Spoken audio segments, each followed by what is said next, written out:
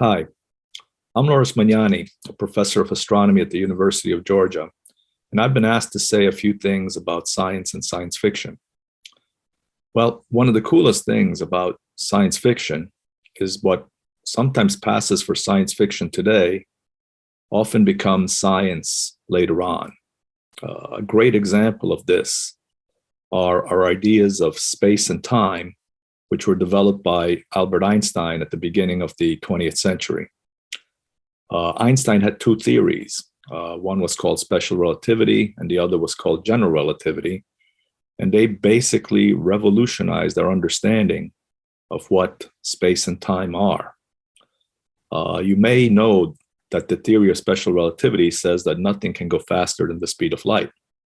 Okay, so there's a speed limit in the universe. So what? Well, the consequences of that statement are frankly astounding.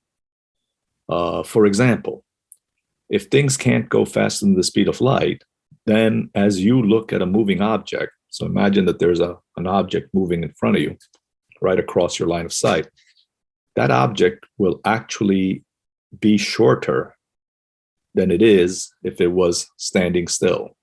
So if it's standing still, it's this big. If it's moving, it shortens. And this is not an optical illusion. It's actual fact, as crazy as that sounds. But the consequence that people love the most about special relativity is the business about time being relative. What that means is, again, if something is moving, then the time that it feels goes more slowly than the time you feel as a stationary observer. For example, imagine that I was the moving observer and you were the stationary observer. So let's say that I was moving across your line of sight at some very fast speed. For the effects that I'm talking about to be noticeable, you have to be moving very quickly. Okay, but let's say I was moving across from you very quickly, and let's say you could also see my watch. Okay, so you would see my watch and compare it to your own watch, and you would notice that my watch is ticking more slowly than yours. Time seems to be going more slowly for me than for you, but it is not an optical illusion. It is an actuality. It is fact. Basically, time slows down for me with respect to you as viewed by you. Okay, and again, there's this idea that this might be some weird trick or optical illusion. No, time is passing more slowly for me as measured by you. And the consequences of this can be astounding. They sound like science fiction, but in fact, they are reality. They are science. So let me give you an example. Perhaps the most famous example is the so-called twin paradox. So imagine that you have two twins who are effectively the same age within a few minutes of each other. And let's call them Jane and Joe. And let's say that they are both exactly 20 years old. Today's their birthday. Well, on this day, Jane goes off on a spaceship. Joe remains behind on Earth, relatively stationary compared to Jane. So Jane goes off on her spaceship, and she goes on a long, long journey because on Earth, for Joe, 20 years go by. So Joe is now 40 years old. And lo and behold, after 20 years, here comes Jane coming back on the return trip on her spaceship. And amazingly, she is not 40 years old. Depending on how fast she's going, she could be 25 years old. In other words, while 20 years passed for Joe on Earth, only 5 passed for Jane in her spaceship. And again, this is not an illusion. I mean, it can't be an illusion. You're either 40 or you're 25. You can't be both. Okay. So what exactly happened here? How is this possible? It really sounds crazy. It sounds like science fiction, doesn't it? In fact, it's not so crazy, and it kind of makes sense. For example, let me give you a way to think about this paradox. Imagine that you're at your house, that you and I are at your house, and we decide to go to your friend's house, and your friend lives a mile down the road. So you get in your car and you drive to your friend's house. Okay.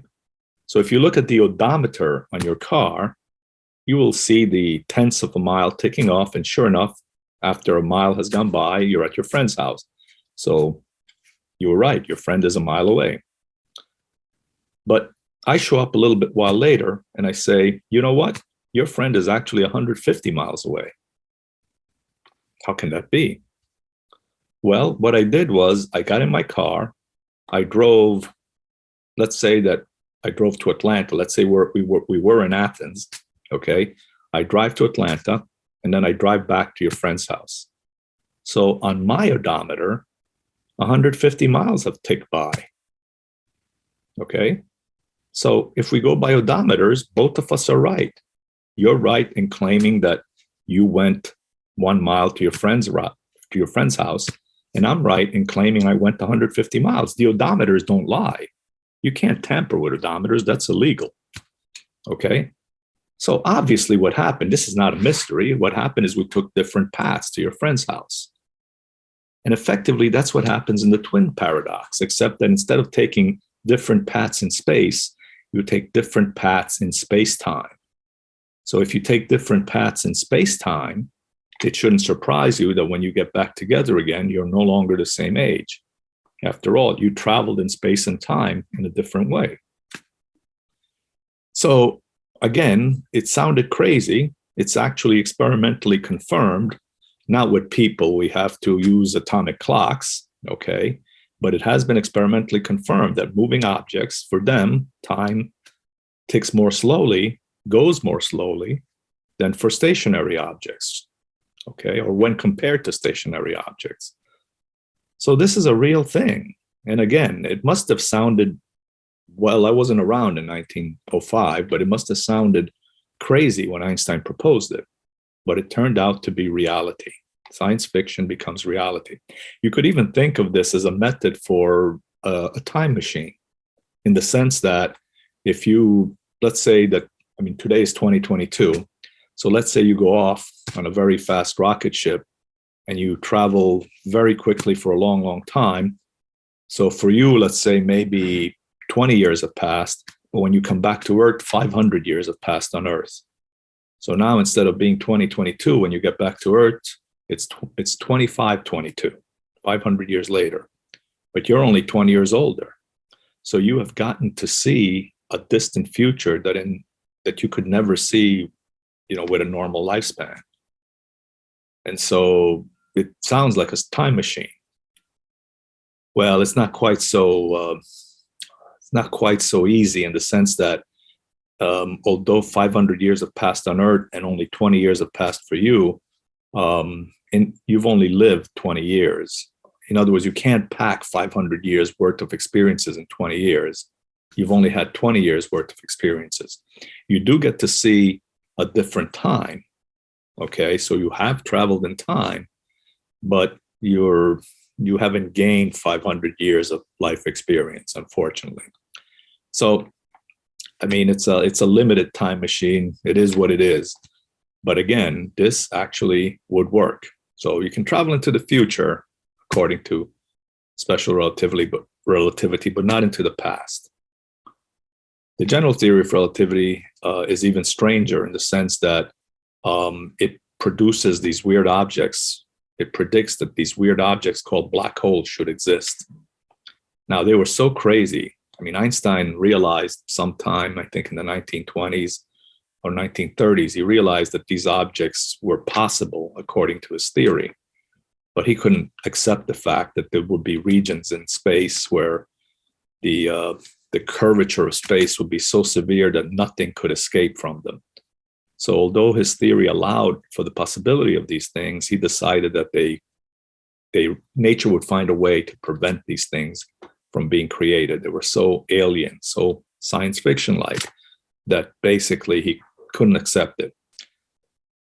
Well, his theory was right, and his interpretation was wrong. Black holes do exist. We've actually have imaged one of them. We imaged one of them a few years ago. You can go online and if you search for a black hole in M87, you will actually see a picture, a silhouette of a black hole against an infrared background.